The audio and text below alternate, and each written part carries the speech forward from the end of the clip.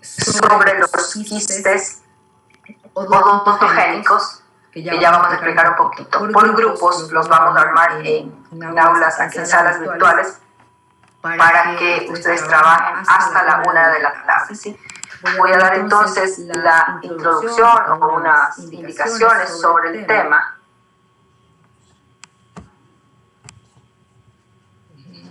Un minuto.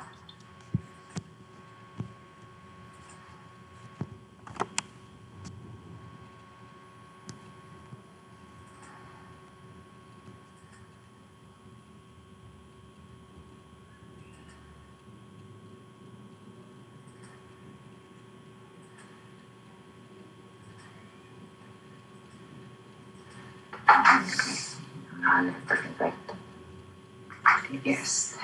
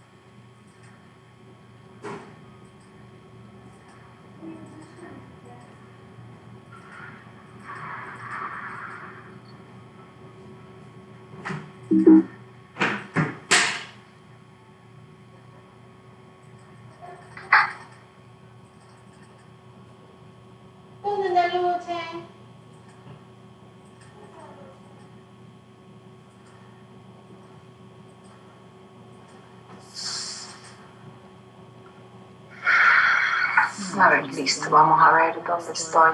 Aquí.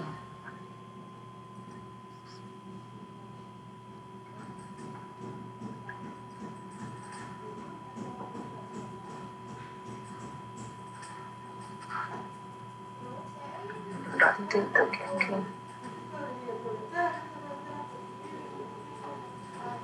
Perfecto.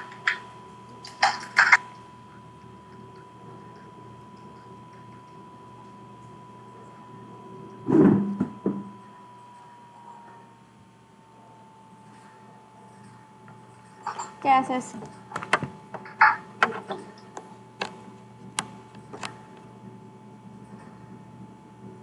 Ahora sí, vamos a hablar sobre el tejido óseo.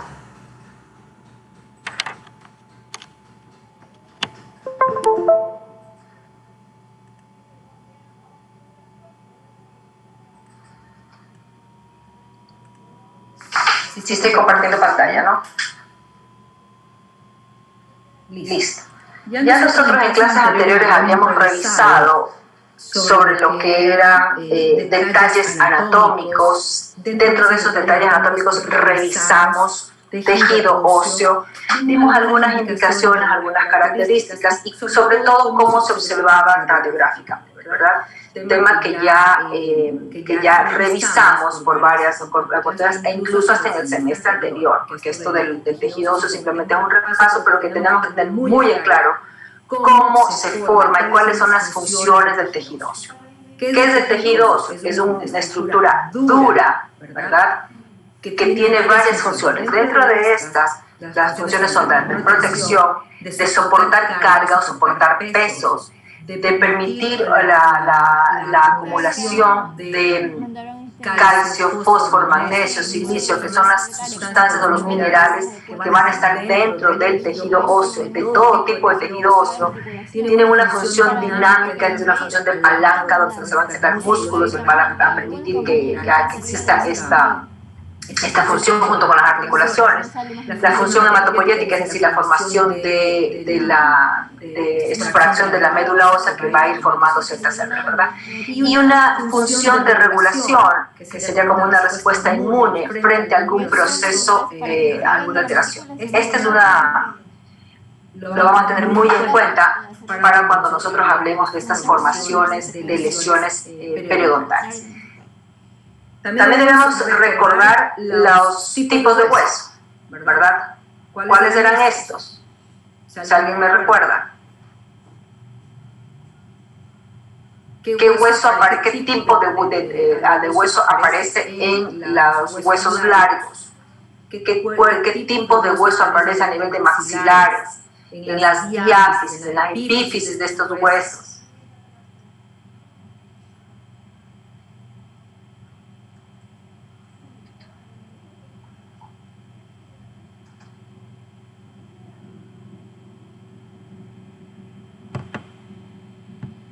¿Me escuchas? ¿Hueso compacto o esponjoso? ¿Qué es el hueso compacto?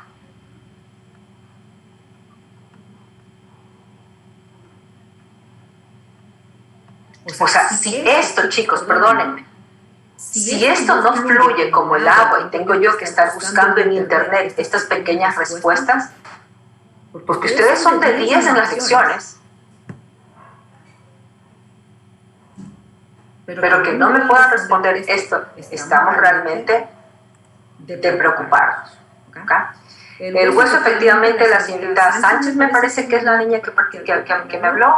Hablamos de hueso compacto, que lo encontramos en el cuerpo de los huesos largos. Lo encontramos también a nivel de mandíbula, que es la zona, que son los huesos que nosotros vamos a estudiar. ¿Dónde este hueso compacto?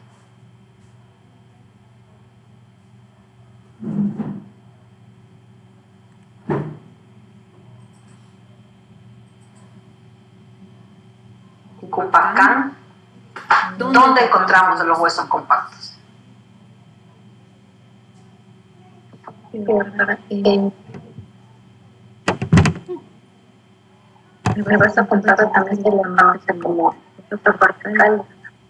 No, esa es otra cosa.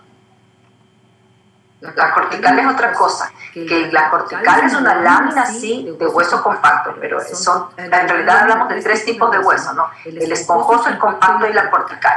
¿Dónde aparece el hueso compacto si yo hablo específicamente de maxilares? Hablo a nivel de mandíbula, ¿verdad? En ese borde inferior mandibular, ¿cuál sería la imagen radiográfica?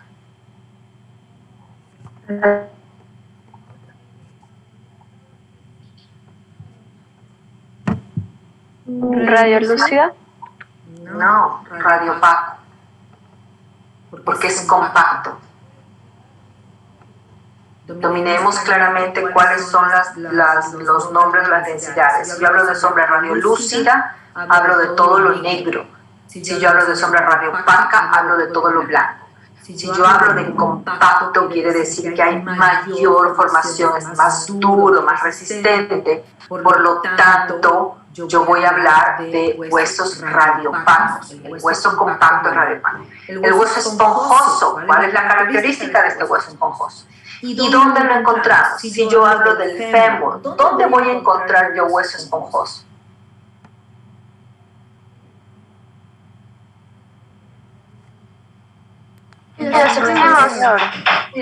Tenemos, ¿verdad? Las epífisis de estos huesos.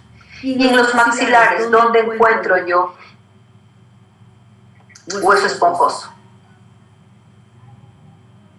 Sería en el interior. ¿En el exterior?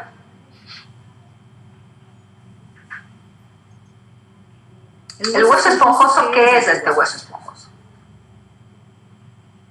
Su nombre está diciendo, es como una esponja, ¿verdad? Por lo tanto, está formado por trabéculas. De allí que ustedes radiográficamente pueden visualizar, déjenme ver si tengo aquí imágenes de hueso esponjoso, donde se observan sombras radiolúcidas y radiopacas. En mayor o menor densidad, se habla de aumento de densidad dependiendo también de maxilares, pero estas densidades radiolúcidas y radiopacas que se observan en los huesos va a depender también de la estructura del paciente, de la raza. Entonces, de tratar de determinar un maxilar solamente por esas densidades, por el tejido esponjoso, es bastante difícil. Es bastante difícil radiográficamente. Porque pueden estar afectados por muchas causas, muchas alteraciones. Entonces tenemos claro, el hueso compacto, donde aparece en esta zona, en el borde inferior, a este nivel. ¿Qué desea? Lo voy a observar, radio opaco. Hueso compacto, hueso esponjoso en todo lo que son maxilares. ¿Qué densidades vamos a analizar? Sombras radiolúcidas y sombras radioopacas. Y la cortical, que si bien es cierto es una lámina de hueso compacto, yo hablo de que es una lámina que cubre o que rodea cavidades. De allí que habíamos mencionado cortical de fosa, cortical de seno, ¿verdad? Entonces, la densidad de esta cortical es una radiopaca. Hasta ahí estamos claros con los tipos de hueso que aparecen. Nosotros vamos a analizar maxilares, vamos a analizar articulación temporomandibular. Por lo tanto, tenemos que tener claro qué tipo de hueso aparece en cada zona, porque conociendo esto voy a conocer qué densidad es la normal y cuándo está alterada esta. Entonces, volviendo a este tema, las funciones del tejido óseo serían protección, de carga, de depósito de sales minerales, de función de palanca, la función hematopoietica y la función de regulación. Esta función de regulación, ¿qué quiere decir? Es decir, que va a actuar formando hueso dependiendo de, como para proteger al organismo. Vamos a aclarar cuáles son las células formadoras, las células que se encuentran en el tejido óseo, no solo las formadoras. Estas células, las formadoras y destructoras, se van a encargar del crecimiento óseo y de la hemostasis mineral, es decir, van a mantener un equilibrio en el organismo. Porque el tejido óseo está formado por células que van a formar hueso, pero también por células que van a destruir hueso. ¿Cuáles son las células formadoras de hueso? El osteoblasto. Ósteo, hueso, blasto, formador. Ósteo, hueso, blasto, formador. Por lo tanto, son células que se van a encargar de formar tejido óseo. Siempre, esto está constantemente, porque las células tienen un periodo de vida determinado. Tienen un periodo de vida determinado, entonces estas células en ese proceso van a ir formando los osteocitos, que son las células que se forman a partir de los osteoblastos y que van a mantener la función de alimentación y la función de destrucción, ¿no? El osteocito. ¿Dónde se va a alojar este osteocito? Se aloja en las celdillas que están dentro del tejido óseo y que se las conoce como osteoblastos.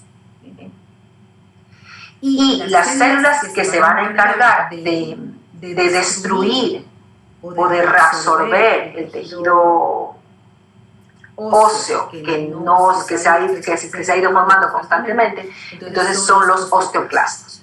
En un proceso infeccioso, ¿quiénes se debilitan? El osteoclasto. ¿Quiénes actúan? ¿Quiénes se fortalecen en un proceso infeccioso? Los osteoclastos. De tal manera que si un osteoclasto se vuelve muy activo, se toma mucha fuerza, va a comenzar a destruir gran cantidad de tejido óseo.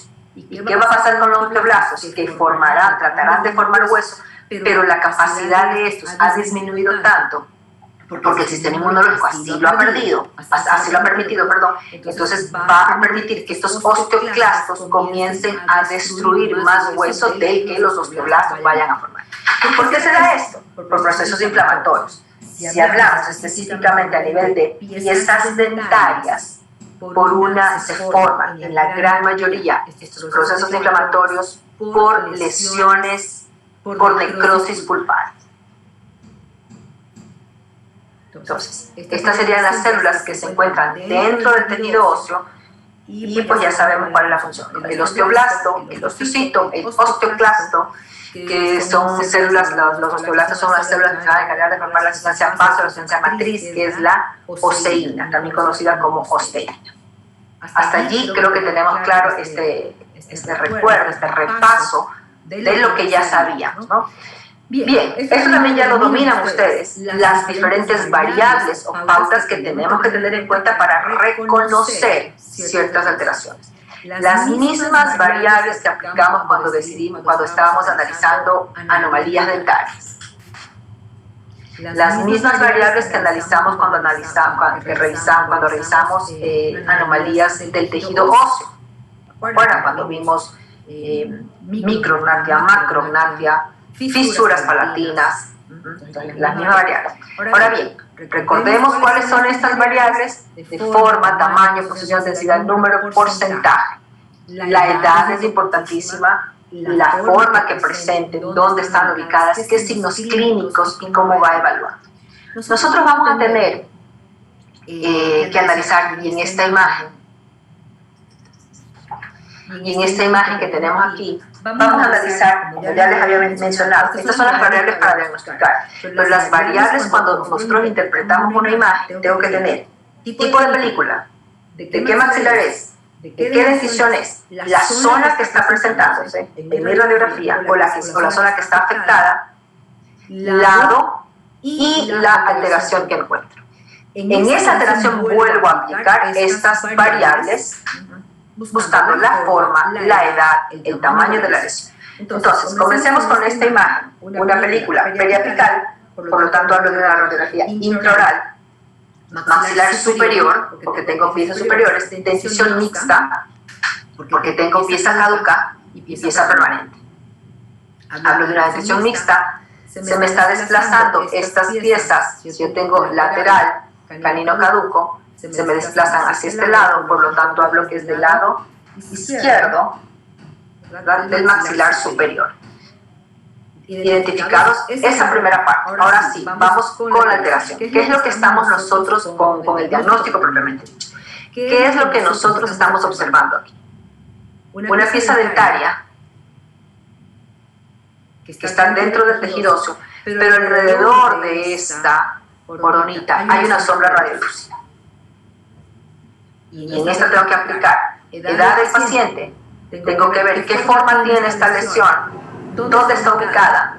Está ubicada dependiendo a nivel de la corona, de esta pieza que está retenida. Clínicamente tengo que visualizar para poder determinar de qué se trata, si da manifestaciones, si no da manifestaciones. ¿Cuántas sombras radiolúcidas? ¿Cuántas sombras aparecen? ¿Cuál es la densidad? Si es que es radiolúcido, si es que es radiopaco, si es que es mixta. Dependiendo de esas densidades, nosotros vamos a poder darle diferentes nombres a esas alteraciones. Dentro de los procesos inflamatorios, nosotros debemos conocer estos tres términos. A partir de esta clase, ustedes ya pueden iniciar este proceso, esa fase de interpretación de cualquier proceso infeccioso. ¿Okay? Como estamos dentro de hueso, nosotros hablamos de ósteo. Ósteo, ósteo y ósteo. Y estos términos, la itis, ¿qué significa? Inflamación. Cuando yo hablo algo de itis es una inflamación. Entonces, ¿quiénes? Si hablo de piezas dentarias, ¿quiénes se van a ver afectados? Se va a ver inflamado el ligamento periodontal.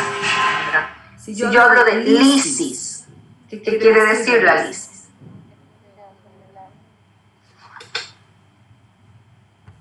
Pérdida. ¿Pérdida de qué?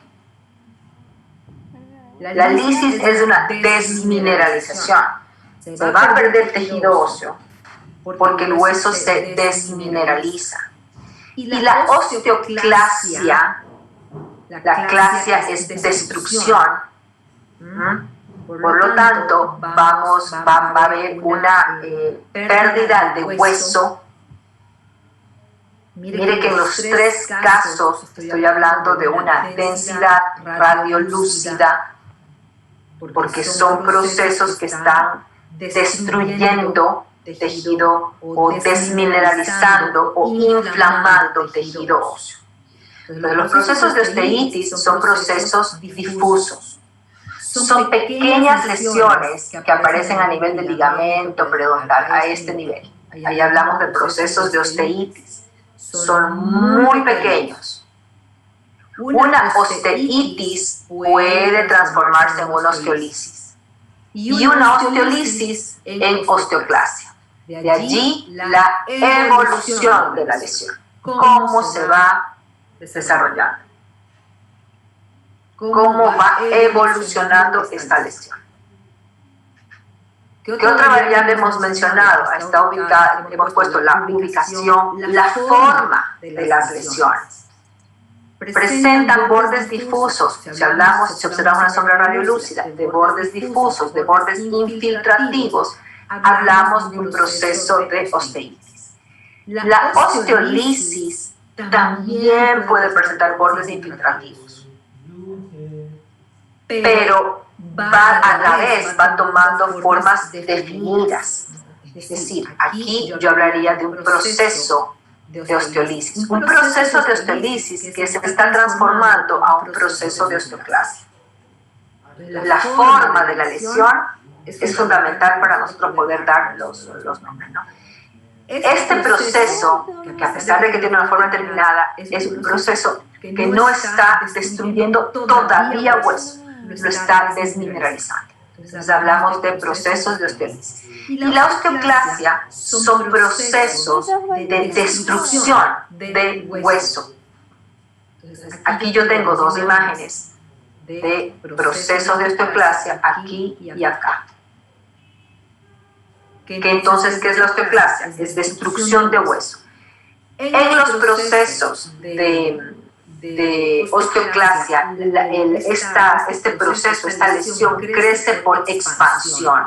Quiere decir que en este crecimiento puede desplazar cuerpos, desplazar piezas dentarias, o puede provocar la reabsorción.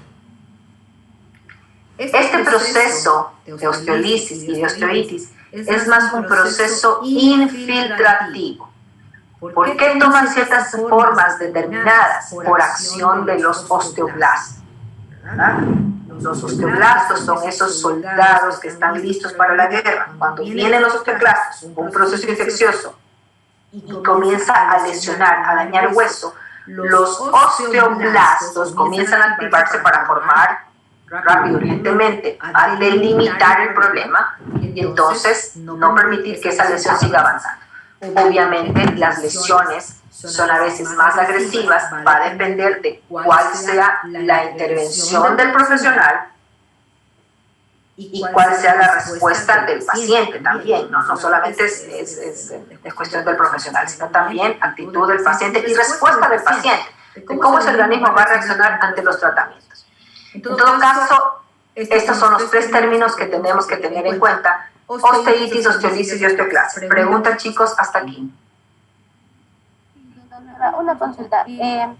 Cuando a veces nosotros vemos pacientes que tienen pérdida de piezas y con el paso del tiempo hay reabsorción del hueso, ¿eso entraría en alguna de estas tres características o es solo por el hecho de la ausencia de las piezas? Sí, no, a ver, una cosa es estos procesos infecciosos y otra cosa es que el hueso se haya perdido por una extracción de piezas dentarias. Si se pierden piezas dentarias, como en este caso, bueno, aquí tengo un proceso infeccioso, no sé, déjenme buscar si tengo alguna. Aquí tengo más imágenes que les voy a pasar en esta zona. Es decir, aquí hay una pérdida de pieza dentaria. El hueso, bueno, en este caso se ha regenerado, pero si no se hubiera regenerado, habría que ver, esa ya sería la capacidad de respuesta del organismo. No entran dentro de los procesos de osteoclasia, porque los procesos de osteoclasia es destrucción de hueso, pero porque el hueso está siendo destruido por una masa. Entonces, si yo hago la extirpación de esto, obviamente, radiográficamente, voy a observar una pérdida de tejidos. De allí que es importante la clínica, evaluar clínicamente al paciente para poder determinar o para poder dar un diagnóstico definitivo. Entonces, esa reabsorción que se va formando por la pérdida de piezas, no puedo hablarla de una... hablo de pérdida de tejidos, pero no provocado por esa... a menos que haya sido provocado por un tumor, ¿me explico? Ya vamos a ver imágenes donde puede aparecer el caso que usted me está planteando. Pregunta, chicos, hasta aquí. Dentro de los quistes odontogénicos, la OMS en el 2017 los clasificó en quistes odontogénicos porque están en relación a piezas dentarias, Y aquí vamos a tener que recordar una vez más cuál es la formación de pieza dentaria. ¿Se acuerdan que se formaban a partir de un folículo, odontogénesis? Este folículo degeneraba o se formaba, un germen dentario y continuaba el proceso de formación. Esta pieza dentaria que terminaba de formarse, si es que estaba todavía dentro del hueso, estaba rodeada a este nivel del saco pericoronario, ¿verdad? Toda pieza que esté dentro del tejido óseo tiene su saco pericoronario. En eso estamos clarísimos. Sí. Entonces, los quistes odontogénicos son aquellos que tienen origen dentario, es decir, que están relacionados a una pieza dentaria o a un elemento formador de pieza dentaria. Estoy hablando a partir de un folículo o a partir de un germen dentario. Puede formarse estos quistes. Si yo hablo de quistes inflamatorios, hablo de aquellas lesiones que se encuentren a nivel solo de raíz. Quiere decir que para que este quiste se forme, la pieza dentaria tiene que haber erupcionado. Vamos a poner aquí otra pieza dentaria. Bien. Para que se forme un proceso inflamatorio, la pieza erupcionó, tiene que haber sido agredida por algún agente externo, necrosó pulpa y me formó una lesión. Lesiones que se formen a nivel de la raíz reciben el nombre de lesiones periodontales o radiculares. Y dentro de estas tenemos los quistes radiculares, que lo vamos a mencionar en diferentes nombres, como apical o periapical también, como lateral o como quiste residual. Los quistes no inflamatorios, por su parte, son aquellos que están en relación al saco pericoronario, es decir, están en relación a la corona de piezas dentales. Y dentro de estos quistes se habla del dentígero, de los que alguna clasificación hablaba de los quistes foliculares, ¿verdad? Y aquí mencionaba aquellos que se forman a partir del saco pericoronario, o a partir de este folículo, ¿verdad? Que se conoce como el queratoquiste o quiste primitivo o primordial. Entonces, también teníamos el epitelial calcificante y el odontogénico queratinizado. Quistes gingivales también entran dentro de estos quistes no inflamatorios, y ahí cabe la diferencia entre un quiste gingival del niño y gingival del adulto. ¿Cuál va a ser la imagen radiográfica de cada uno de estos quistes? Ya lo van a revisar ustedes en el trabajo que vamos a hacer. Preguntan, chicos, hasta aquí.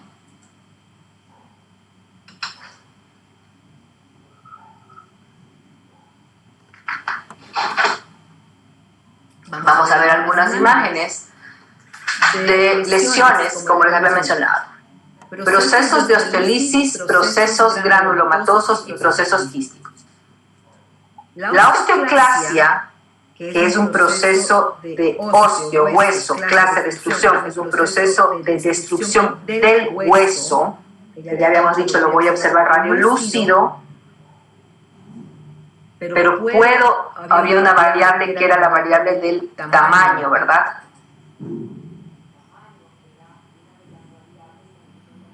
Para poder reconocer las alteraciones.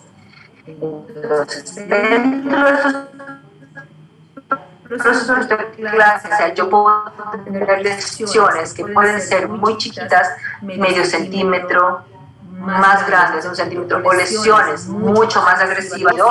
Entonces, dentro del término osteoclasia, yo tengo 3 alteraciones: granulomas, quistes y tumores.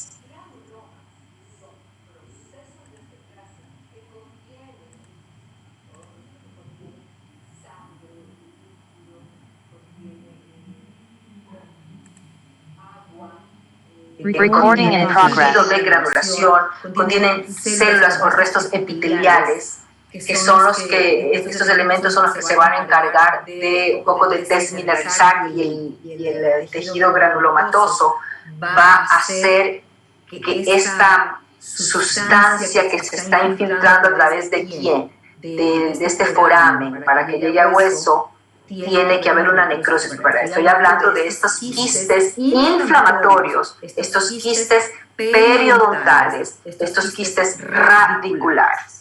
Entonces, esta lesión que se inició como un proceso de osteitis fue aumentando el tiempo, fue pasando el tiempo y entonces esta lesión fue evolucionando. Esta lesión, miren, por el tamaño de esta lesión radiolúcida, podríamos hablar de un proceso granulomatoso. En el caso de acá, mire el tamaño más grande, más radiolúcido, podríamos hablar de un quiste por el tamaño. Y esta imagen, si bien es cierto que es radiolúcida, grande, ampliada, pero todavía yo observo bordes difusos, pero el hueso se está perdiendo, hablo de un proceso de osteolisis. Pregunta, chicos, entonces, el tamaño y la forma para determinar cada una de las lesiones. En la imagen aquí que había puesto como ejemplo, miren el tamaño de esta lesión, qué es lo que ha provocado. Aquí tengo yo con las flechas, qué es lo que ha provocado. Una destrucción de tejido óseo. Se pierden piezas dentales porque se extiende. Esta es una masa que crece, como ya había mencionado, por expansión. Acá tengo otra lesión. Está en zona de incisivos. Casi mismo crece por expansión. Habría que ver qué manifestaciones clínicas me está dando para, en base a eso, también determinar si se trata de un determinado tumor. Posición de la lesión. ¿Dónde está ubicada? Los quistes y los tumores tienen zonas predilectas. Hemos mencionado algunos, como es el quiste gingival, donde va a aparecer obviamente a nivel de la mucosa. Edad, si es que es un niño, si es que es un adulto, voy a dar diferentes nombres. Si hablo de un quiste dentígero, ¿dónde va a estar ubicado? Todas esas características las van a descubrir ustedes en el trabajo que vamos a realizar. Pregunta, chicos, hasta aquí. Miren esta imagen, que yo aquí, esta sombra radiolúcida, por el tamaño, dije, podría tratarse de un granuloma, ¿verdad? Por tamaño, estamos claros. Sin embargo, revisemos esta lesión, específicamente esta lesión, todavía sigue el proceso de desmineralización. Quiere decir que es un proceso que está avanzando, que estos osteoblastos no logran detenerlo. Y el trabajo de los osteoblastos va a ser, no va a ser suficiente si no existe una eliminación de la fuente, de estos nutrientes que alimentan estos procesos infecciosos. Y esta lesión que está aquí está siendo nutrida por una necrosis pulpar. Observen esta pieza, una sustancia medicamentosa, PIN metálico, ¿verdad? Pero no hay sustancia radiopaque en este conducto. Sin embargo, está colocado el PIN. Lesiones apicales. Pregunta, chicos.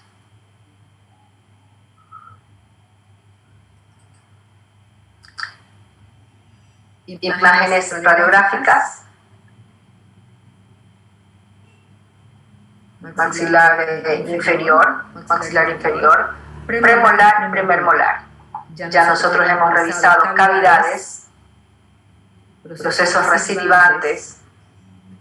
¿Qué observamos en esta pieza? Mire aquí, mire esto que está libre y aquí hay una pérdida de densidad. De una pieza que ha sido tratada endodónticamente. Las piezas tratadas endodónticamente, señores, deben llegar, dice la teoría, si es una biopulpectomía, es decir, si la pieza es vital, debe llegar a 1 o 2 milímetros del ápice, aquí. si todo esto está sanito. Si ya existe una inflamación del ligamento, si ya existe un proceso de desmineralización de un hueso, un proceso de destrucción de hueso, como en este caso, el tratamiento debe llegar hasta el ápice. Los expertos en endodoncia sostienen que no más ni menos debe llegar hasta el ápice. ¿Por qué? Porque ellos sostienen que un tratamiento bien hecho elimina o hace que se absorba, se elimine, se desaparezca esta lesión. En algunos casos sí. Ahora, la desaparición de estas lesiones no es inmediata, es en un largo plazo. Entonces, ¿qué densidad estamos observando aquí? Miren ustedes, un proceso de osteolisis, porque todavía estoy observando bordes difusos, que se está transformando sí en un proceso. Entonces, aquí estamos observando la evolución de la lesión.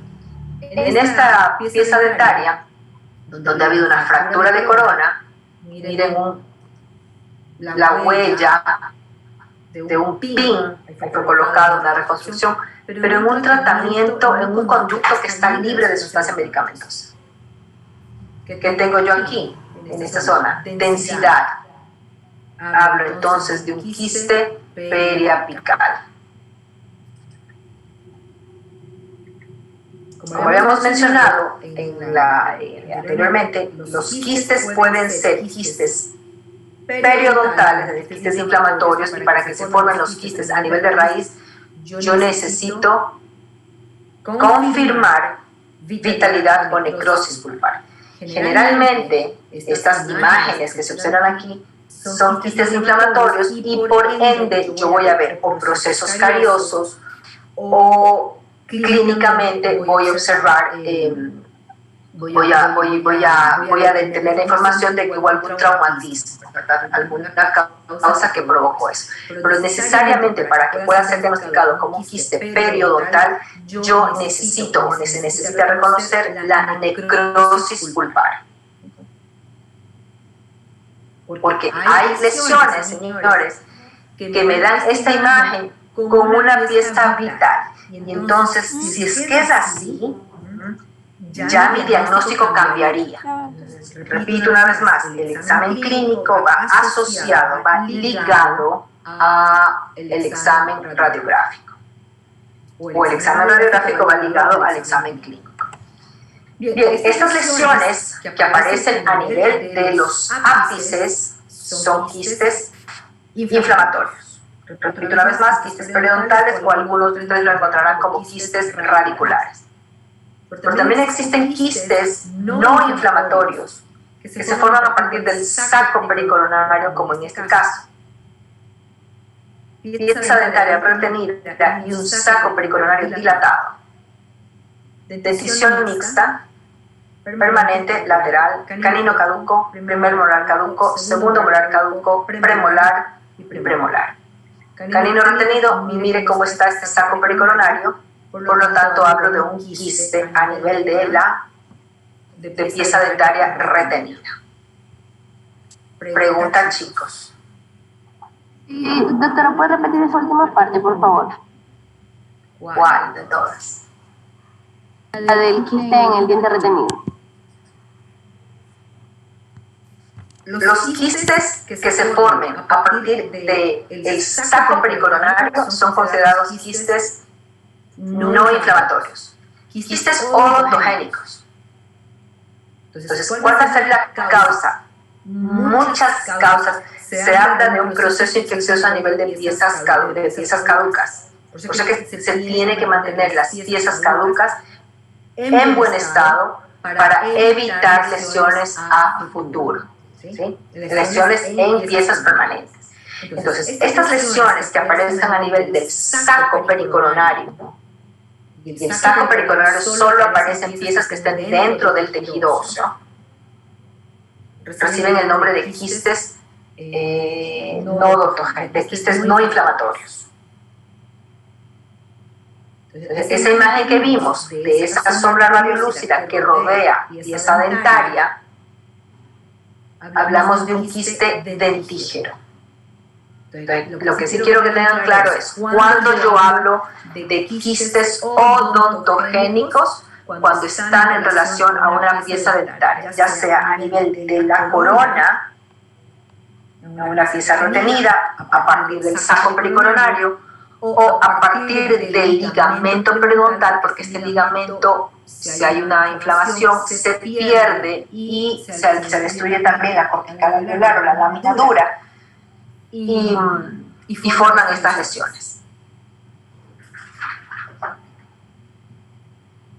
Pregunta, chicos.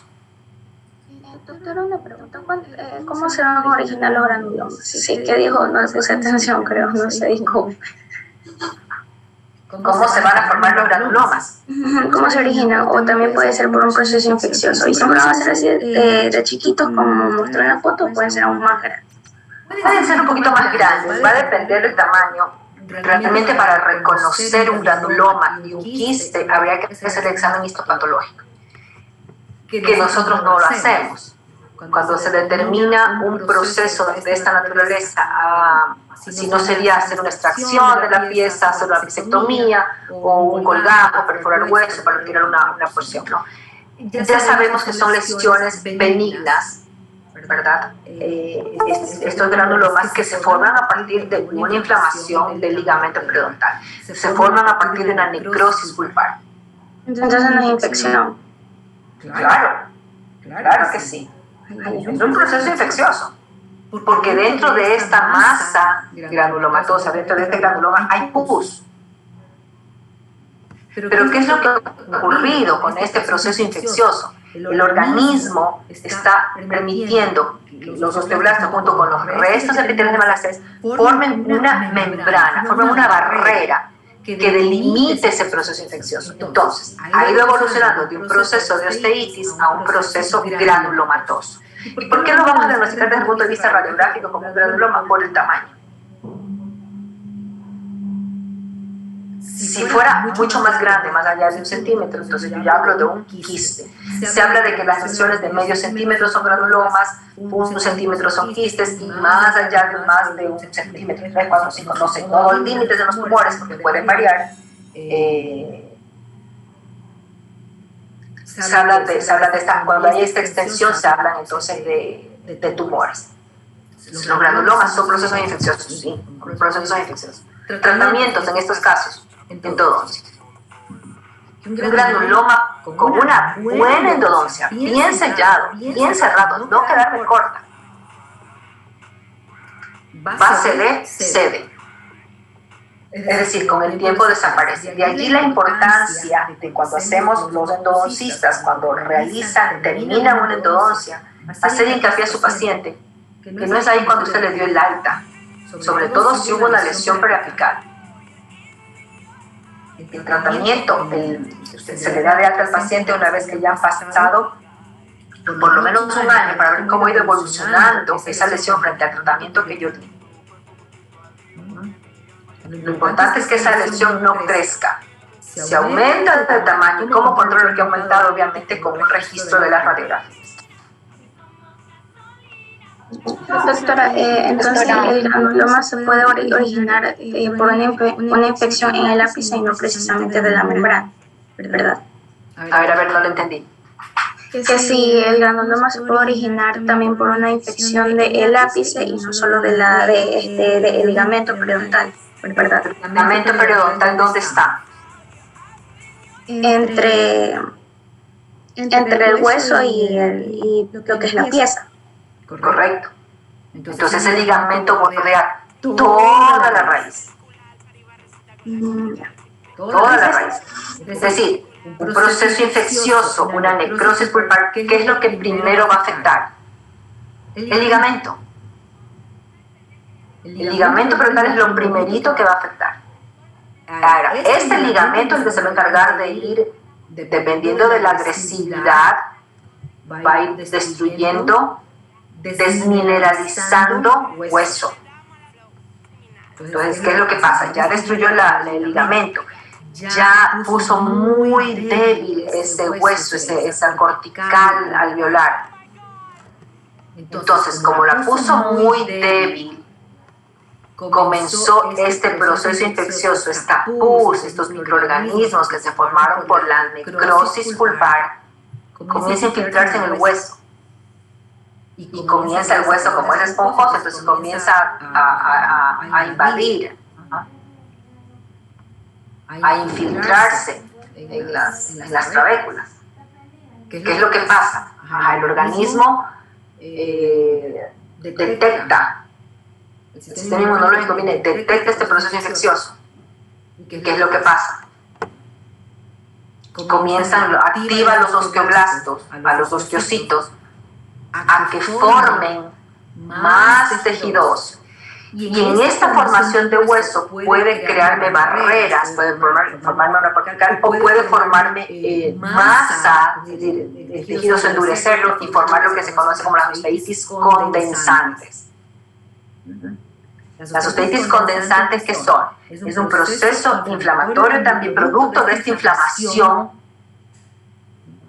Desde el hueso comenzó a formar más hueso para impedir o tratar de impedir que esta lesión crezca. Entonces, a estos procesos de osteitis, de formación de hueso después de un proceso infeccioso, lo denominamos como unas osteitis condensantes u osteitis esclerosantes, que también se pueden dar el caso después de una extracción. El hueso comenzó a formar hueso, los osteoblastos, comenzaron a formar más hueso y condensaron ciertas zonas.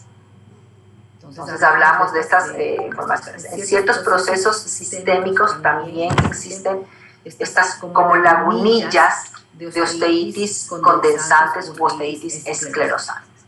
Entonces, diferenciemos. Hay dos términos que a veces yo lo utilizo, como osteitis rarefaciente y como osteitis condensante. ¿Sí? ¿Cuántos chicos estamos? 26. ¿Cuántos tocan por grupo? 26. 5 grupos hagamos. 5 por 5, 25. 26 no, porque usted y yo. 27. 7 grupos. Muchos grupos, 7. 6 grupos. No, 6 de 4, 24.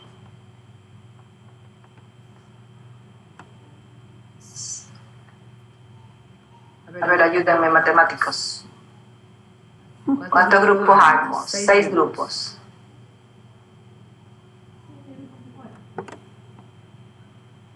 No, pues serían 28. De 4 a 5, perfecto. 6 grupos armemos. ¿Ya? Para que trabajen en una hora, chicos, y suban esa tarea, si es que se puede, al Moodle.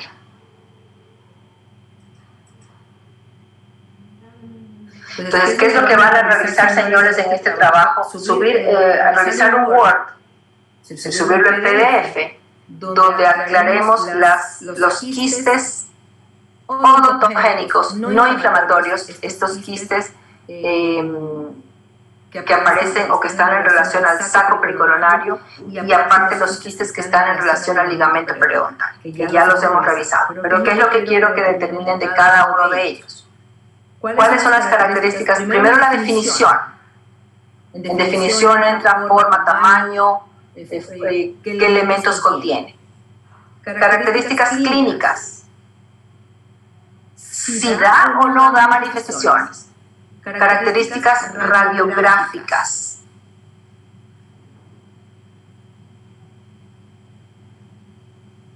De estos quistes odontogénicos. Listo.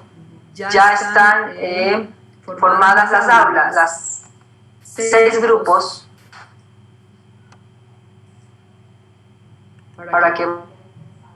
Ya me vi.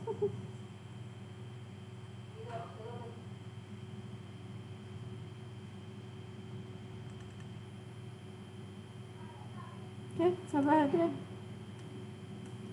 ¿Ves? Estoy contigo. Doble tú.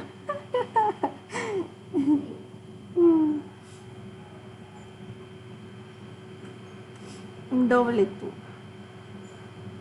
¿Qué tiro? ¿Y ahora qué hay que hacer? ¿Qué documento? No, porque todavía no me alcanzará.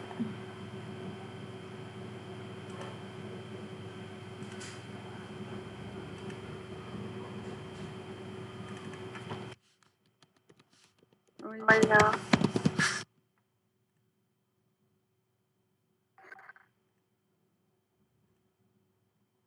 Hola, la Miss dijo que había un documento para eso. O sea, ella dijo lo que busquemos, que teníamos que hacer en un documento aparte.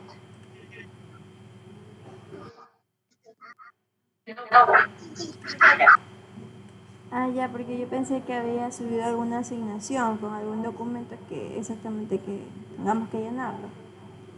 No, ella dijo que hagamos el documento sobre los quistes odontogénicos no inflamatorios, creo que dijo saco coronario y periepical. No sé si alguien más cambió lo que ella dictó. Ya le hice. Y no dijo de los quistes odontogénicos de los inflamatorios y los no inflamatorios. Yo copié solo no inflamatorios, copié no inflamatorios, saco coronario y periepical. Por eso digo, si alguien más copió el resto.